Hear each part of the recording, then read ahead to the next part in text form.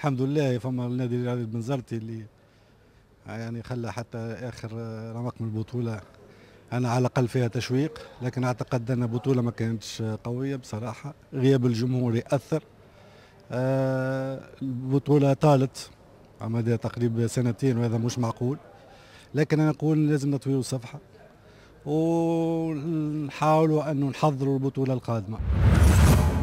نقول ان لازم التحكيم تحسن، ونقول برافو للمسؤولين، هناك تحسن كبير للتحكيم. ولما ابعدنا الحكم الاجنبي نشوفوا شاهدنا اعطينا الثقه الحكام نتاعنا، نشوفوا ان المستوى تحسن وقدموا مستوى جيد.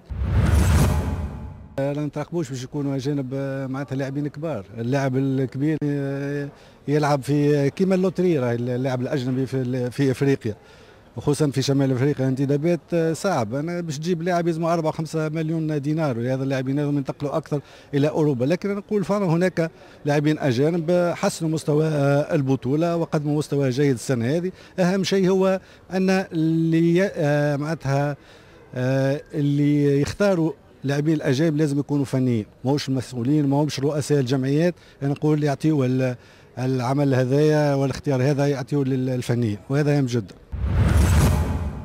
الجمهور هام جدا في الرياضات الكل، ولهذا اعتقد احنا حضرنا وبعثنا مكتوب لوزاره الداخليه ان باش نحاولوا نرجعوا الجمهور بالليزابوني والجمهور المحلي، والجمهور يكون تقريبا تحت فوق 18 سنه، واللي ما عندهمش سوابق عدليه.